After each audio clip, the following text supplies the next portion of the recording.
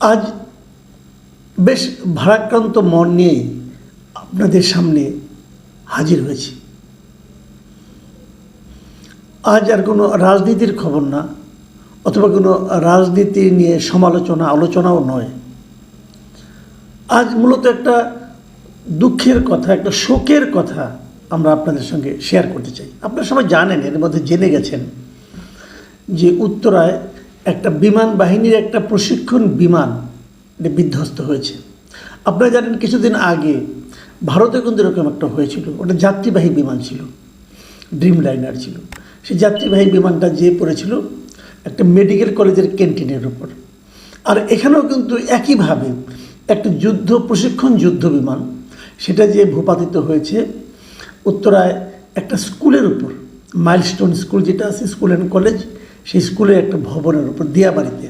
এবং ওই সময় ওখানে 150 স্টুডেন্ট ছিল, তারা কোচিং করছিল। স্কুলের কোচিং যেটা হয়, এই কোচিং ছিল। স্কুলের নর্মাল টাইম শেষ হয়ে গিয়েছিল, তারা কোচিংয়ে ছিল এবং সেটাও প্রায় শেষের পর্যায়ে ছিল। এবং যা হয়, ভবনের উপর যখন পড়েছে, ভেঙে পড়েছে, আগুন ধরে গেছে। সে আগুনে এরই মধ্যে যতটুকু খবর পেয়েছি 20 জনের মতো মারা গেছেন। এরা সবাই স্টুডেন্ট। একজন কেবল ওই বিমানের যিনি চালক ছিলেন তিনি মারা গেছেন। তিনি হচ্ছেন ফ্লাইট লেফটেন্যান্ট তৌকির ইসলাম সাগর। বয়স খুবই কম, মানে একদম বিমান বাহিনী তো শুরুর দিকে ট্রেনিং আর এটা, ফ্লাইট লেফটেন্যান্ট মাত্র। তার ছবি দেখলাম, ইয়াং একটা ছেলে। এবং তার যে বিমান চালনা ছিল, এটা ছিল তার একক বিমান চালনা, এটা দিয়ে তাদের ট্রেনিং শেষ হয়। বেসিক্যালি বিমান চালনা ট্রেনিংটা শেষ হয়। মানে ওনারা তো এতদিন তো মনে করেন কোনো একজন সঙ্গে থাকে, একজন এক্সপার্ট, তার সঙ্গে বসে বিমান চালায়।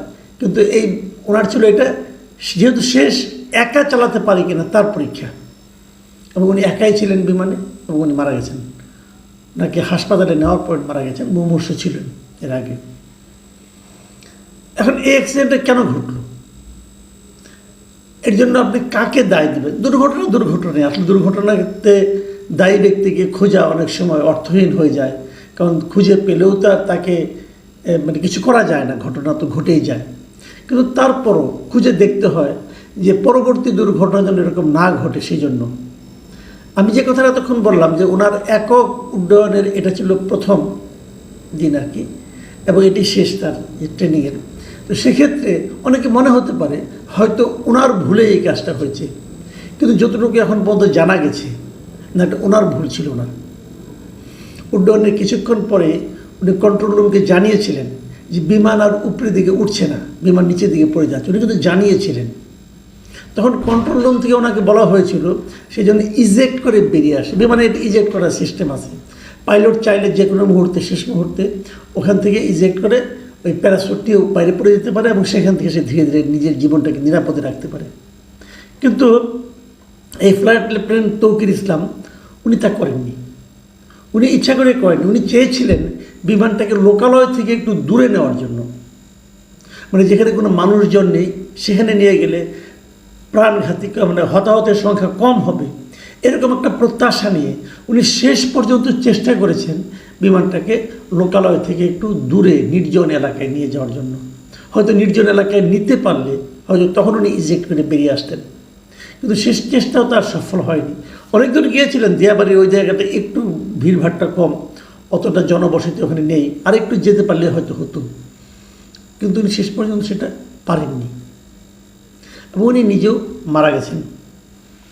এটা তো ট্রেনিংয়ের পার্ট। আসলে এরা যখন কোনো ট্রেনিং নেয় তখন এদের এভাবেই শেখানো হয়। কিন্তু আমরা যত কিছুই বলি না কেন, এই যে স্টুডেন্ট, 19 জন স্টুডেন্ট এবং একজন সম্ভাবনাময় একজন ব্যক্তি, উনি তো বিমান বাহিনীর একজন ফ্লাইট লেফটেন্যান্ট, তো ওনারও তো জীবনটা অত্যন্ত সম্ভাবনাময়। দেখলাম যে উনি সম্প্রতি বিয়েও করেছেন। তো সব কিছু কিন্তু তছনছ হয়ে গেল একটা ঘটনার কারণে। কেন ঘটলো এটা নিয়ে আমাদের আসলে তেমন কিছু করার নেই, হয়তো পরবর্তীতে দেখা যাবে। এর মধ্যে সরকার মঙ্গলবার দিন, মানে আগামীকালকে রাষ্ট্রীয় শোক ঘোষণা করেছেন। সেগুলি সবই ঠিক আছে। এখন আমরা বরং একটু আলোচনা করি, তেমন তো কিছু করার নেই, একটু আলোচনা করি, অল্প একটু আলোচনা করতে চাই। যে বিমানটা ধ্বংস হয়েছে, বিধ্বস্ত হয়েছে, এটা কী বিমান, কী জাতীয় যুদ্ধ বিমান? এটা কিন্তু যুদ্ধ বিমান একটা। এটা কোথাকার তৈরি, আমরা এটা কবে কিনেছি, এটা কি ঠিকমতো মানে আপনার এটা কি অনেক বেশি পুরনো হয়ে গিয়েছিল, কিংবা এটা কি আপনার মেনটেনেন্স ঠিকমতো হয়নি, এগুলো একটু জানার আলোচনা কিন্তু করা যেতে পারে। আমরা এই আলোচনাগুলো একটু করতে চাই। যে বিমানটা বিধ্বস্ত হয়েছে সেটা হলো F7BGI, এই বিমানের সিরিজের নাম এবং বিমানের এই নাম। এটা বেসিক্যালি একটা চীনের তৈরি একটা বিমান। চীনের চেংদু নামে একটা কোম্পানি আছে, চেংদু এয়ারক্রাফট কর্পোরেশন, তাদের তৈরি একটা বিমান, এবং এটা চেংদু J7 সিরিজের একটা যুদ্ধ বিমান। ইন্টারেস্টিং হলো এই যুদ্ধ বিমানটা বাংলাদেশের জন্যই আসলে বেসিক্যালি তৈরি করা হয়েছিল, এবং বাংলাদেশে এই যুদ্ধ বিমান সরবরাহের পর চীন এই সিরিজের মানে বিমান উৎপাদন বন্ধ করে দেয়। আরেকটা মজার ব্যাপার হলো, এই যে মডেলের যে বিমানটা বিধ্বস্ত এবার হলো, এটা কিন্তু এই F7BGI এই বিমান কিন্তু বাংলাদেশে এবারই প্রথম বিধ্বস্ত হলো তা কিন্তু নয়। এর আগে আরও দুবার এই বিমানটাই আর কি, মানে এই সিরিজের বিমানটাই বিধ্বস্ত হয়েছে। 2018 সালের নভেম্বরে টাঙ্গাইলের মধুপুরে রসুলপুরে ফায়ারিং রেঞ্জে মহড়ার সময় এই F7BG একটা প্রশিক্ষণ বিমান বিধ্বস্ত হয়েছিল, এবং সেখানে অনেক সিনিয়র একজন কর্মকর্তা উইং কমান্ডার আরিফ আহমেদ দীপু উনি নিহত হয়েছিলেন। এরপর 2021 সালে নভেম্বরে চট্টগ্রামের জহুল ঘাঁটি থেকে উড্ডয়নের পর বঙ্গোপসাগরে এই বিমান, এই সিরিজের একটা বিমান F7 সেটা বিধ্বস্ত হয়েছিল বঙ্গোপসাগরে, এবং এতেও ওই সময়ে ফ্লাইট লেফটেন্যান্ট তাহমিদ তিনি নিহত হয়েছিলেন। বলা হয়ে থাকে এই যে BGI, এই BGIর আবার আরেকটা ভার্সন আছে, সেটা হলো F7BG। সেই BGর সঙ্গে আবার নতুন একটা ভার্সন BGI। এই BGIটা স্পেশালি বানানো হয়েছিল বাংলাদেশের জন্যই। তো যাই হোক, এগুলি জাস্ট খালি একটা জানার জন্য কিছু তথ্য আপনাদেরকে জানালাম, এবং আপনাদের জেনে রাখা ভালো, যতটুকু তথ্য আমি পেয়েছি বিভিন্ন সূত্র থেকে, বাংলাদেশ বিমান বাহিনীর এই F7-এর 36টা যুদ্ধ বিমান রয়েছে। F7 গ্রুপে F7 এর দুইটা ভ্যারিয়েন্ট আছে, BG একটা আর BGI। তো বেশিরভাগই F7BGI।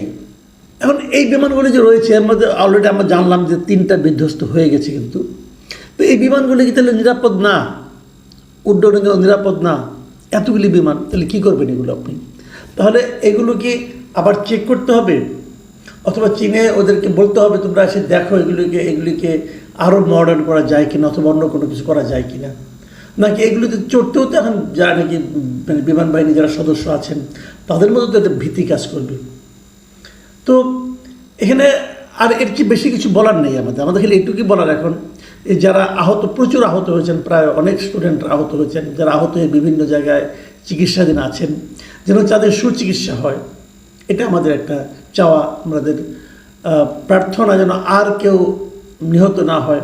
ছোট ছোট বাচ্চা, ওরা জানেও না যে কেন ওদের আজকে এই দুরবস্থা হলো, তো তাদেরও যেন সুচিকিৎসা হয়, এবং নতুনভাবে যেন কেউ আর নিহত না হয় সেই জন্য আমরা প্রার্থনা করতে পারি।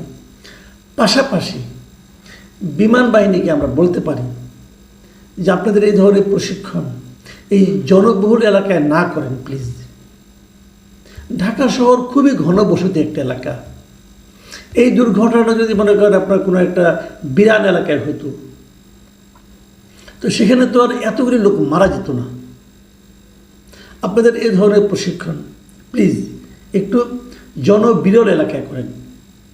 আর সেই সঙ্গে আরেকটা অনুরোধ, সস্তায় পাওয়ার মানেই যে কম দামি জিনিস নিয়ে আসবেন সেটাও করেন। আমি বলছি না এগুলো কম দামে আনা হয়েছে, তবু মানে আমাদের একটা আশঙ্কা থেকে বলছি, প্রশিক্ষণ যখন দিবেন ভালো বিমান দিয়ে দেন, বেশি পুরনো হলে সরিয়ে ফেলেন, কারণ মানুষের জীবন তো খুব গুরুত্বপূর্ণ, তাই না? এই যে একজন লেফটেন্যান্ট, আপনার একজন ফ্লাইট লেফটেন্যান্ট মারা গেলেন, তার জীবনটা ভাবেন, তার ফ্যামিলির কথা ভাবেন একবার, সব তো তছনছ হয়ে গেল। তো এগুলো রাষ্ট্রকেই ভাবতে হবে, সরকারকেই ভাবতে হবে, এবং বিমান বাহিনীকেও ভাবতে হবে। যতটুকু সামর্থ্য আছে তার মধ্যে আধুনিক বিমান কেনার চেষ্টা করুন প্লিজ। মানুষের জীবনকে ঝুঁকিপূর্ণ করাটা মনে হয় ভালো হবে না। প্রিয় দর্শক,